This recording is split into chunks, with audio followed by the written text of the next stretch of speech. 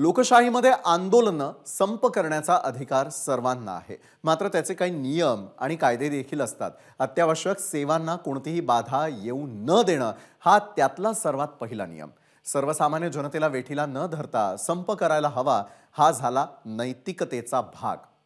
हे सगळं आता सांगायचं कारण म्हणजे सध्या सुरू असलेल्या ट्रक चालकांच्या संपामुळे जनतेचे मोठे हाल होत आहेत. गॅस असो की सिलेंडर असो किंवा भाजीपाला, या सर्व गोष्टींवर या संपाचा परिणाम झालेला आहे. पाहूयात.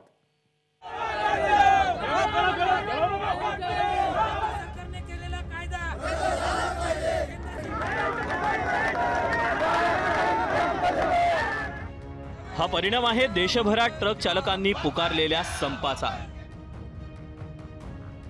ट्रक चालकांनी संप पुकारल्यानं जीवनावश्यक वस्तूंच्या पुरवठ्यावर मोठा परिणाम झाला. मुंबईतल्या अनेक पेट्रोल पंपांवर इंधनासाठी रांगा लागल्या. गॅस सिलेंडरच्या पुरवठ्यावर देखील मोठा परिणाम झाला. तो फिलहाल ये है कि अभी तो हमारे पास पेट्रोल जो है इस समय नहीं है, और जब तक स्टॉक में था, परसों का हमारे पास स्टॉक में था, कल गाड़ी भर के नहीं आई हमारी। परसों का जो भी स्टॉक में था तब तक हम लोग दिए, पेट्रोल भी दिए, और इस समय तो फिलहाल नहीं है तो नहीं दे पा रहे हैं। कस्टमर जो आ रहे हैं रिटर्न जा रहे हैं।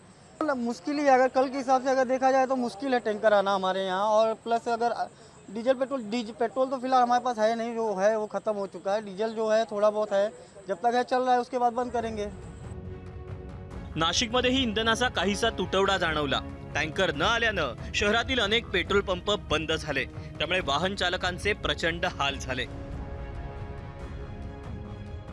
पंपावरती आम्हाला पेट्रोल नाही मिळालं तर आम्ही रिक्षा चालकांनी काय करायचं? दिवसभरामध्ये आमचे जे 1500 रुपयाचा जो व्यवसाय होतो तर आमचा प्रपंच कसं काय भागवायचा आम्ही? याच्यावर सरकारने काहीतरी तातडीचा निर्णय घेतला पाहिजे आणि आमच्यासारख्या मध्यमवर्गीय लोकांना याची जी गरज आहे ती आमची भागवली गेली पाहिजे. पेट्रोल टाकायला आलो होतो आणि आमचं काम कसं आहे, सध्या स्विगी म्हणजे गाडीवरच असतं, तर गाडीमध्ये पेट्रोल नाही आहे तर दिवसभर काम कसं करावं आणि यांचा संप किती दिवस आहे?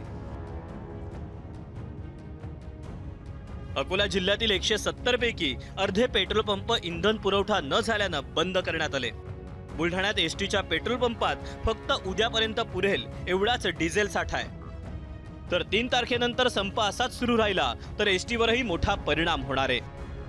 अमरावतीतही संपाचा परिणाम पेट्रोल आणि डिझेलच्या पुरवठ्यावर झाला. पेट्रोल पंपावर भल्या पहाटेपासूनच रांगा लागल्या. रुग्णवाहिका, स्कूल बसेस तसंच सर्वसामान्यांना याचा मोठा फटका बसला. पालघरमध्ये पेट्रोल आणि डिझेलचा मोठा तुटवडा निर्माण झाल्यानं वाहन चालकांच्या मोठ्या रांगा लागल्या. रत्नागिरी शहरातील काही पेट्रोल पंप पेट्रोल संपल्यानं बंद करावे लागले. परभणी शहरातील 15 पैकी 10 पेट्रोल पंपावर नो स्टॉकचे बोर्ड लावण्यात आले. तर हिंगोलीत संपाच्या पार्श्वभूमीवर पेट्रोलची साठेबाजी करण्याचा प्रयत्न उघडकीस आला. आज जो अंगार लगी है उसको कैसे रोकना है, उसका हल ढूंढने की आवश्यकता है. हम सरकार से अपील करते हैं आपके माध्यम से कि सक्रिय हुई और इसको हल निकालिए, नहीं तो पूरे देश की जो आवाजाही ठप हुई है ये और बढ़ती जाएगी. ये आंदोलन कौन सा रूप लेगा इसका कोई अनुमान लगाना बहुत मुश्किल है. हम अपने चालकों से भी अपील कर रहे हैं कि संयम बरसें.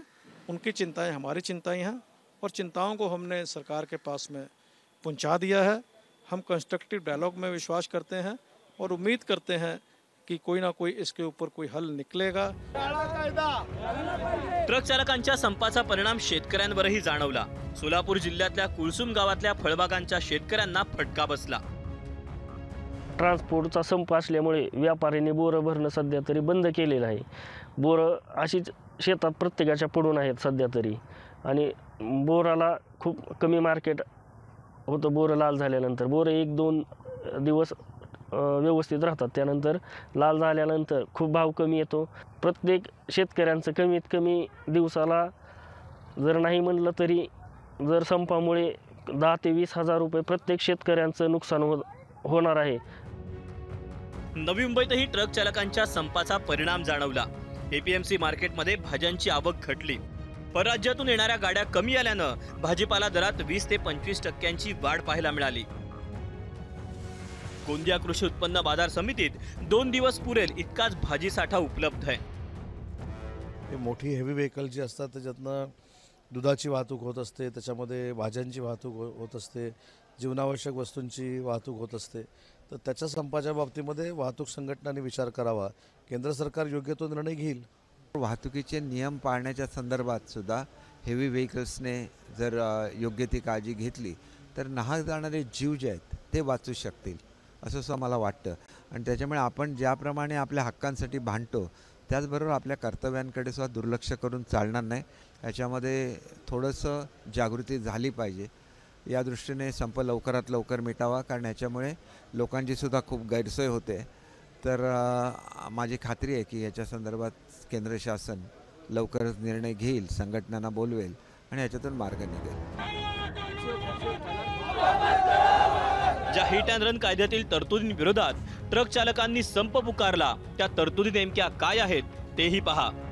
अपघात करून पळून गेल्यास आधी 2 वर्षांची शिक्षा होती.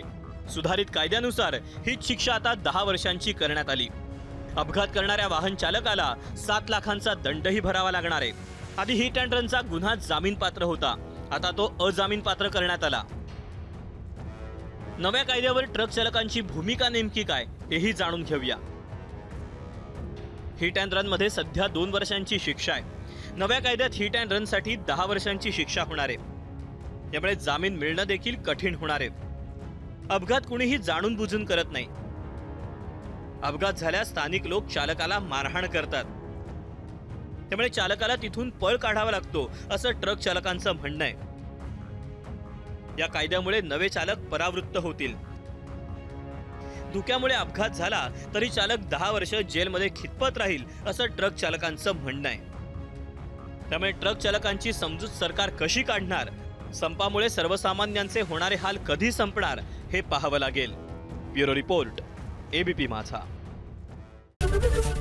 एबीपी माझा, उघडा डोळे बघा नीट.